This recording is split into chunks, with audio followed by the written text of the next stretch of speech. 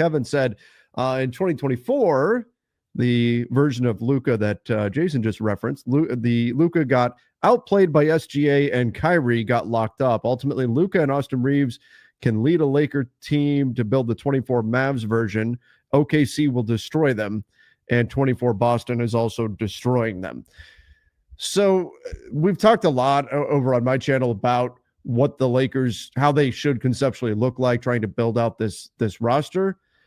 But I've been cautioning people quite a bit because I get this comment all the time, and I'm seeing this on social media. I'm seeing this on YouTube, wherever. It's, well, the Lakers could do this, or Team X can do this, but it's not good enough to beat OKC. But OKC is still going to beat that team.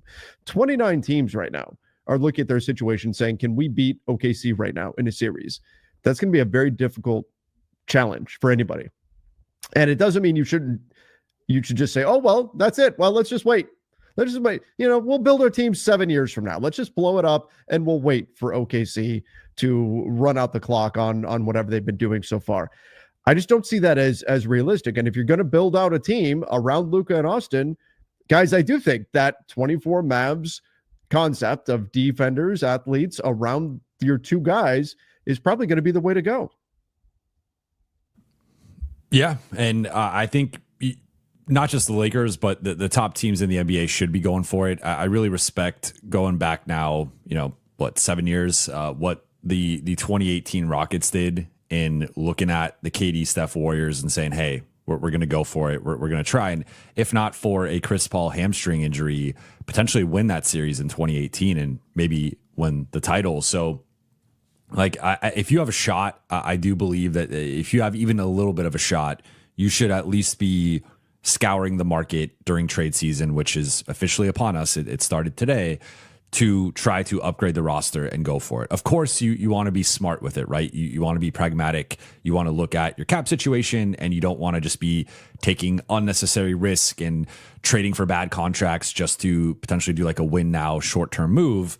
But you do want to see what's out there, do your due diligence, and just, kind of see if different ways to improve the roster. So I think LA should be going for it. I do think clearly, as we saw last night in some of the best stretches, and as we've seen from some of the best stretches from LA this season, like when they are defending at a certain level and they're getting a certain impact from their best defenders, you couple that with the offense from Luka and Austin and LeBron and the finishing from DA and Jackson and Rui, and that's just a really good team on both sides of the ball. The thing is, we want to see longer stretches of that, especially on the defensive side. So I think if they can find a way to add another 3-and-D player, as we've talked about a million times on here, like one or two of those guys could really pay dividends in terms of just balancing out this roster. And if you add that guy to the starting group and then maybe another guy to the bench, I think that's when the Lakers start getting into that. No one's going to be on paper as good as OKC. I don't see anyone necessarily going into a series being like a 50-50 situation, but can you get to 55-45 or something like that? Like potentially. And I think the only way you do that is if you're aggressive and actually go make a move. Yeah. You got to give yourself a puncher's chance against OKC. You can't just throw your hands up and say, well, OKC is too good. We'll see you in 7 years or whatever. You got to go for it when you've got the opportunity. We'll go here. Bron scored a go-ahead 2-pointer, made the game-winning free throws. Yet Trev and Jovan chose to focus on his missed free throws and 8 turnovers. What was Luka doing in the fourth? It's his team, right? Guys, this speaks to the whole, I really love pancakes. Why do you hate waffles of it all? Going to live sporting events is so much fun, and that's why I want to give today's sponsor, SeatGeek, a big shout out. With over 35 million downloads, SeatGeek is the #1 rated ticketing app. There are over 70,000 events listed on SeatGeek, including sporting events, concerts, festivals, and more. I love using SeatGeek. The app is so simple, so intuitive to use, and they've got your back. Each ticket is rated on a scale of 1 to 10, so you know you're getting a good deal. Look for the green dots. Green means good, and red means bad. And SeatGeek does a great job separating them. Like, for example, I was looking for Lakers tickets. You can see all the green out there. That's how you know that you're getting a good deal. You can look through the map. You can scroll through all your different options and find the seats that you want. And every ticket is backed by their buyer guarantee. Plus, of course, I've got a code for you guys. You can use code LakersCollective10 for 10% off your next set of tickets at SeatGeek. That's 10% off any tickets with promo code LakersCollective10. Make sure you click the link in the description to download the app and have the code automatically added to your account so you can use it later. SeatGeek, go check them out and use that code LakersCollective10. It's okay to say a player maybe shouldn't have been the one to shoot the free throw. It's okay to say, hey, LeBron maybe shouldn't have had 8 turnovers. He also had a really good game and made some big plays down the stretch. He was one of the guys when the team was overshooting on threes, finally drove to the basket and got a critical lay-in for the Lakers. But whataboutisms can drive me crazy sometimes when you're trying for just honest analysis of the game and aren't the type that typically gets, devolves into player stand-up, where it's we have to protect and only say good things about certain players and only negative things about other. This kind of stuff drives me crazy. I thought LeBron was pretty bad in the first quarter, just was like completely unprepared from the standpoint of ball security. But I thought he was really good after that. Honestly, my only real complaint is in that fourth quarter. I thought he had that same slot ISO that he did at the tail end of the game against Quentin Grimes in the Sixers game, and he forced that post entry to DeAndre Ayton that led to another turnover run out. But honestly, like other than that, I thought in the final 3 quarters he was awesome. I also I saw when this came in the chat, and at the time I had not mentioned LeBron's 8 turnovers, and I only mentioned the missed free throws in the context of doing the play-by-play of the final 20 seconds of the game. I did not call him out or critique him for missing the free throws. So I feel like some of this is also people hearing what they want to hear. Very true. Very true. All right, here's an interesting one. Drop coverage kills Rui's effectiveness, forcing 2v2, no help off of shooters, and low activity defensively. Do you think his minutes should be cut when teams are running drop against the Lakers? Jason, what are your thoughts on that?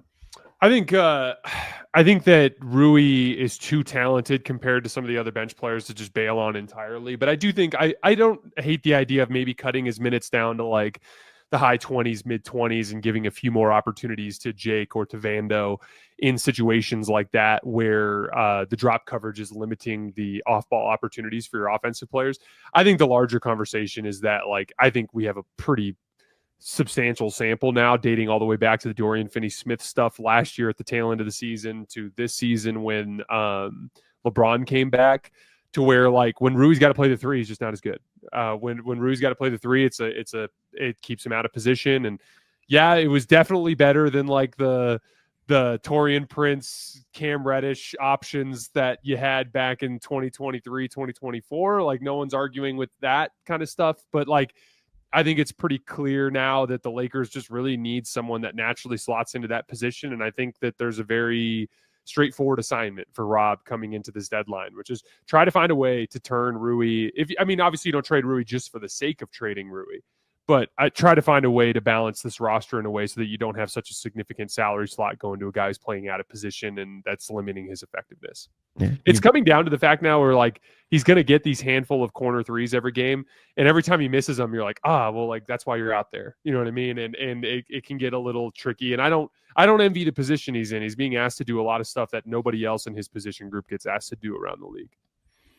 And we've got till February 5th is the trade deadline. Rui has been one of the elite shooters off ball in the NBA. Look at his percentages, been great now 3 seasons straight.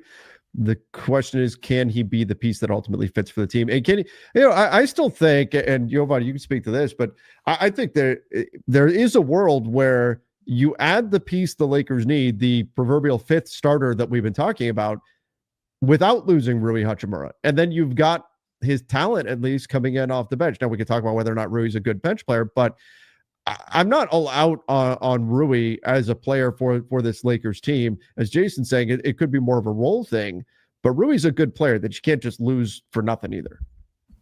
100%. And I agree that the Lakers should not just trade Rui just to trade him. I think this continues to come back to fit. And we've talked about it. I've made the point that I look at, for example, OKC and Minnesota as 2 teams that Rui would fit great in. If you took out Julius Randle or you took out, obviously there'd be a downgrade, to be clear. I'm just saying, I think the ideal build for a Rui starting lineup is an elite rim protector and an elite defensive wing where Rui is the worst front court defender.